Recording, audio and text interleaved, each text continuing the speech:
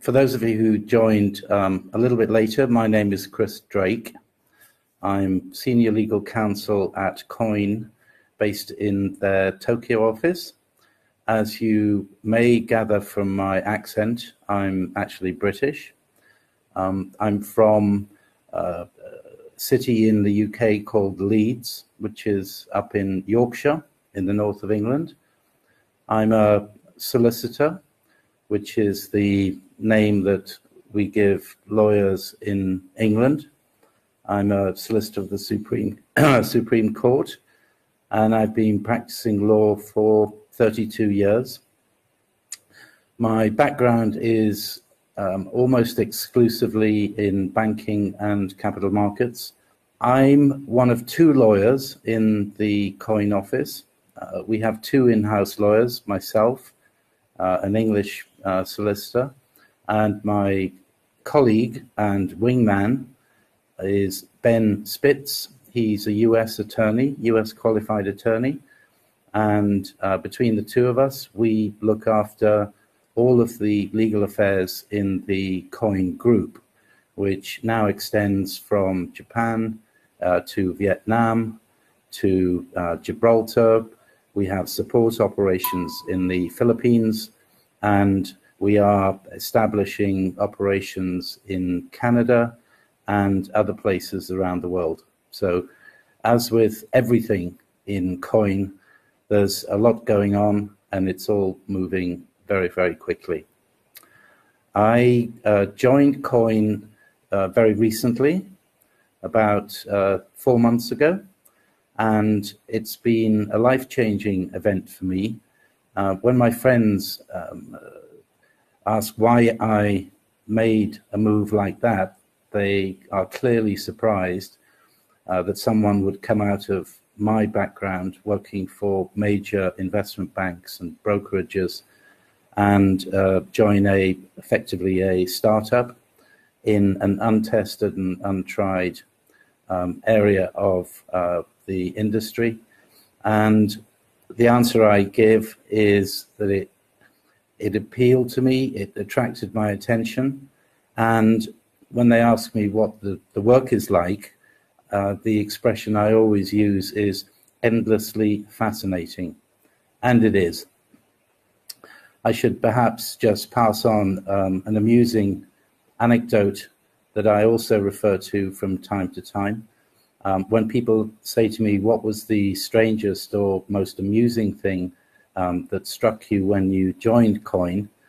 And I tell people that I turned up for work on the first day, and I was greeted by the office manager, opened the door into a large open plan office, and then said, "What are all these 12-year-olds doing here? Why aren't they at school?" Of course, the average age in my office is somewhat lower than my own, but it's so nice to work with a very, very young and dynamic and creative crowd. There's an enormous collegiate atmosphere in the office, everyone supporting everyone else, and it's all designed to create teamwork that will create a better exchange, a better platform, and a better service for you, our extremely valued users. I should perhaps turn to some of the questions that have come in. I can see that one or two questions are already scrolling up on the feed. Please keep them coming. If you will allow me to consult my script or my cheat sheet. I've been asked, how does QUOINE determine the criteria of countries that we are not supporting? Well, basically we have two tests that we apply when looking at jurisdictions that we want to be present in. And we have to look at that in terms of our legal and regulatory responsibilities, as well as business policy. So all OFAC, that's Office of Foreign Assets Control countries, plus sanctioned countries, are off the list. And of course, countries whose national legislatures have outlawed cryptocurrency are unlikely to be a very fertile market for us. So they're not supported either at this point in time.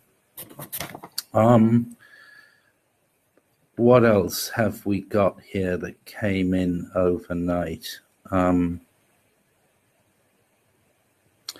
Yeah, I think you're all aware of Liquid by QUOINE coming down the pipeline, or in terms of office activity, I'm tempted to say thundering down the pipeline. And this will involve exchange partnerships. We are conducting due diligence on our potential partners, and they are clearly conducting due diligence on us. We are generating a huge amount of interest in the concept. Our CEO, Mike Kayamori, is masterminding that process. And for those of you who've seen his AMAs, or indeed any broadcast that Mike makes, you will know that he doesn't see other exchanges as competition. He sees them as collaboration partners.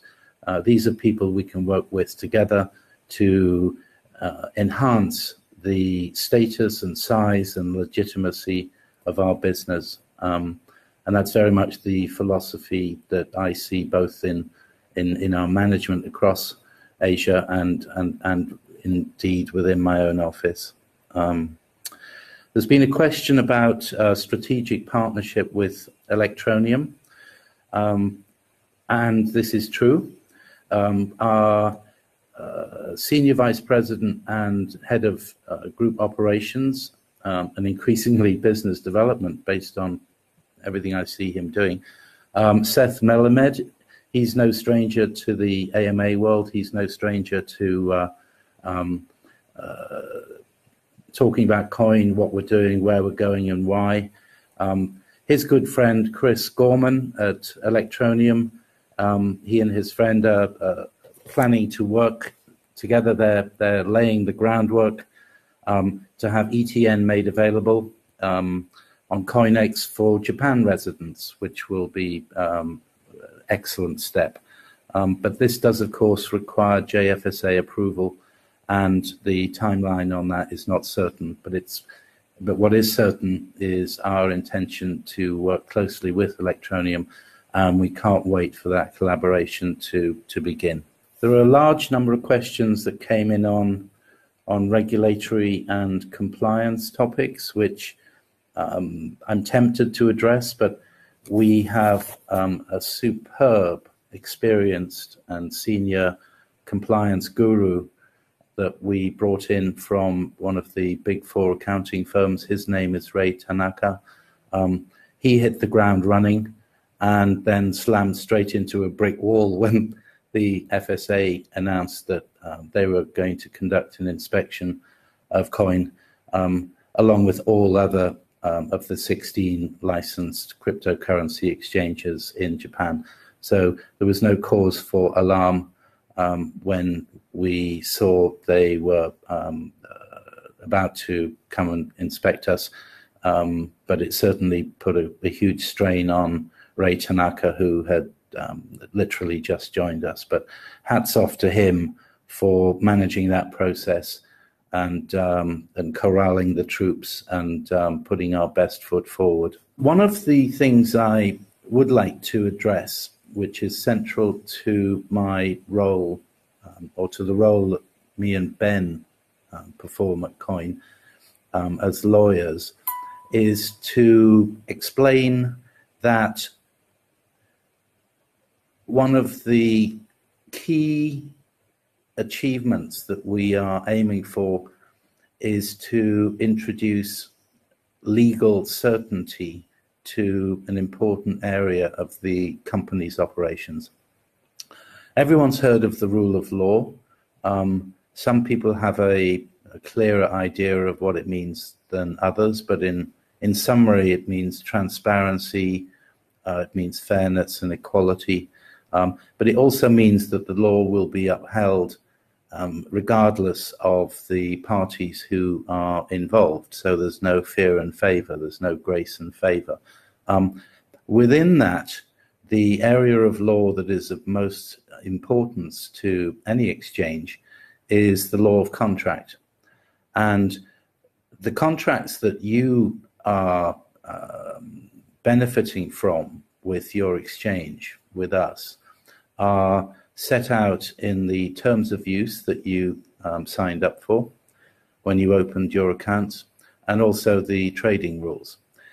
Those are your primary links, your legal links into QUOINE.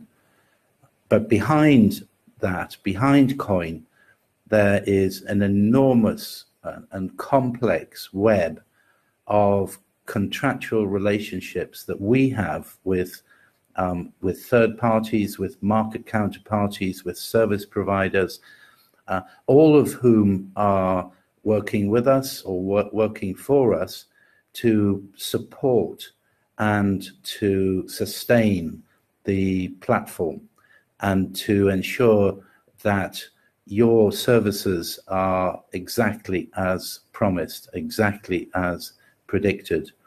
And in the crypto world, where there is unfortunately a lot of uncertainty, the task that Ben and I set ourselves every day is to examine these agreements, very often in draft form, and to revise them so that they are in your exchange's best interests, and then to arrange for them to be finalized in a manner which is legal, valid, binding, and enforceable.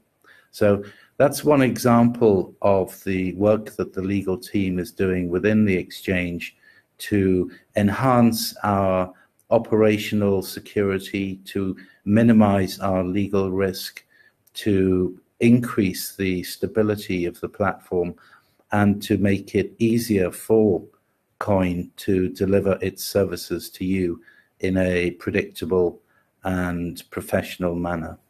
So forgive me for that sales puff, but that's essentially what the legal team within QUOINE are addressing on a daily basis. And when you join a company that is as busy, even hectic as QUOINE, with so much going on, not just in Japan, but in Vietnam and across Asia, and indeed across parts of Europe and the world, there is an enormous throughput of MOUs, memoranda of understanding, LOIs, letters of intent, draft agreements, service provider agreements, service level agreements. There is an enormous volume of paperwork and due diligence associated with closing transactions with the right partners. So Ben and I are continually challenged. We're challenged both in that many of these agreements have no precedent, they have no template. The business that QUOINE is trying to do with a third party may not have been the subject of very many legal agreements before. So quite often we find ourselves sitting down with the metaphorical blank sheet of paper and a sharp pencil, and we scratch our heads and say to ourselves, right, there's no way that I can pull something useful off the internet. We're not in that business, we're not in that industry, we haven't been around long enough. So what should this agreement look like? And it's at that point that we draw on our experience as lawyers. And frankly, coming out of a banking and finance background, or in Ben's case, from a corporate and M&A background, we have the skills to draft things from scratch and draft them in a way that best serves QUOINE's interests and indirectly your interests as users of the platform.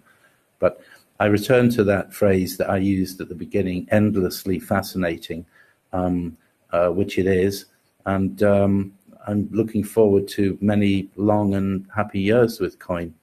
Interesting question from Jack McKinnon. Thank you, Jack, and welcome. What legal matters are you addressing in terms of connecting multiple exchanges? what do they get in return, and what are the barriers that you've come across. That's a very, very big area. That covers a lot of ground. The legal matters in connecting exchanges are both contractual and regulatory in terms of what we're allowed to do. There are elements of data privacy, data protection in there, which my colleagues in compliance look at. But essentially, these are collaboration agreements whereby both sides will benefit from increased flow. So there are a lot of points in common between ourselves and other exchanges. Each side has something to offer the other, so that's always a good start. Always a good start when you're commencing contractual negotiations. The commercial interest on both our side and on theirs, of course, is increased liquidity, increased trading volume, which translates into increased fees. And so far, we have not come across any insurmountable barriers, but the discussions are ongoing, but ongoing on a very urgent and prioritized basis. So apologies, Jack, if that answer was too high level, but that's where I see things as at today's date. There's a question here about the practices of other exchanges in the crypto space. And in particular, do they do enough to be legally compliant? And does this have an impact on the space as a whole? Again, a lot of ground there to cover. I won't comment on any individual exchanges. I don't think that would be appropriate. Although the marketplace, the industry, and indeed the investors are extremely shrewd. Everyone's following an enormous number of threads which are pumping out information which is of interest and use. And some of these stories do touch upon the business practices of some exchanges which don't necessarily meet with the investor community's approval.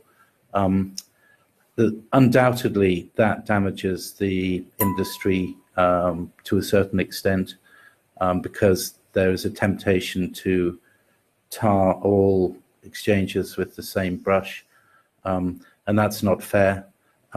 One of the most common themes that Mike Kayamori talks about when I discuss the future with him, and you can see this on his public broadcasts, is we see the improvement in standards of not just compliance, but business integrity and professionalism as being a key component to our growth. We believe that these are key components of the most successful and probably the largest exchanges of the next year or two, as the customer base, as the investor base moves away from exchanges who do not satisfy basic criteria of acceptability. And you are looking at evidence of this right now. I don't know how many cryptocurrency exchanges have an in-house lawyer. I don't know how many have two in-house lawyers. I think it's probably very few that have two senior in-house lawyers whose sole responsibility is to ensure the higher standards of professional conduct and the higher standards of documentation. So this is very much a theme that Mike Kayamori has adopted. We can see other exchanges around the world who are adopting best practice. And in my view, I think these will be the long-term winners, because they will win the trust. and the confidence of the crypto community. It requires investment in staff. It requires P&L, but I've never seen any hesitation on coin management's part to spend money where that money will move us 1 or 2 or 3 further steps down that road. Thank you for that question. Timothy James is asking about possible delisting of privacy coins. That's an extremely hot topic. As some of you, or those of you who cover the Japan market, you will have seen some, I'm going to call it commentary, from the local JFSA, who are clearly considering whether privacy coins, specifically Monero, Dash, etc., are appropriate instruments for purchase and sale trading within Japan. Japan is not the only jurisdiction that's looking at privacy coins. It's hard to see which way that is going to go. The whole concept of privacy and anonymity has its roots in the very beginnings of this industry. And I know that there are a lot of people with opinions I respect who talk about the democratization, but also about the ability to transact on an anonymous basis. So I think that's a discussion which is underway. It's not going away anytime soon. And I think we just have to keep an eye on either those markets or particularly those coins that we may hold in view of possible delisting concerns. I'm sorry not to be more specific than that, but I think that is a story that should be watched very carefully. Bally Spurgeon, good evening. Thank you for your question. The question is, what is your view on the location of coin as far as legal jurisdiction and whether or not it's favorable for institutions in other parts of the world? Well, I don't know if it was luck or judgment that resulted in our corporate global reach or our corporate locations, but we have Coin Corporation here in Japan, and of course we were the first cryptocurrency exchange to receive the official cryptocurrency license from the local regulator. That's something which we're all extremely pleased about, and which I think is a mark of the confidence that the local regulator has in us. So our legal status here in Japan is probably more solid than anywhere else, and more solid in that cryptocurrency exchanges are not only recognized, but also regulated and licensed. Another major jurisdiction for us, of course, is Singapore. We host our COINEX and Cryptos platforms, Cryptos platform in Singapore. And Singapore is also I would say it's a crypto-friendly jurisdiction. You are not going to, you're not going to find the MAS a very lax or lazy regulator. I worked in Singapore for several years in a legal capacity, and my respect for the MAS knows no bounds. They are one of the most switched on and professional regulators, in my view, on the planet. For those of you who are either based in Singapore or who are interested, if you go onto the MAS website, you will see that there was a, I'm going to call it a circular, not a directive, but a circular, which was issued by the MAS on the 14th of November 2017, and it's called A Guide to Digital Token Issuance.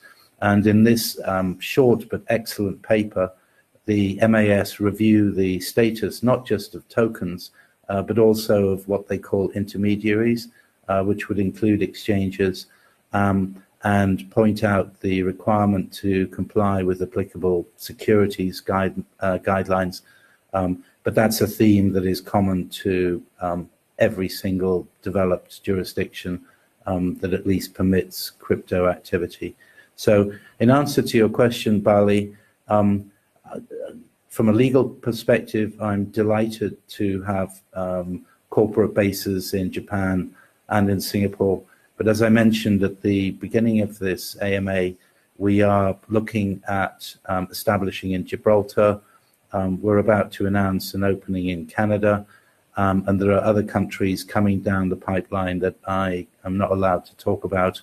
But there be in no doubt that QUOINE is on a mission, and QUOINE is on a march, and will have an expanded global presence within a very short period of time.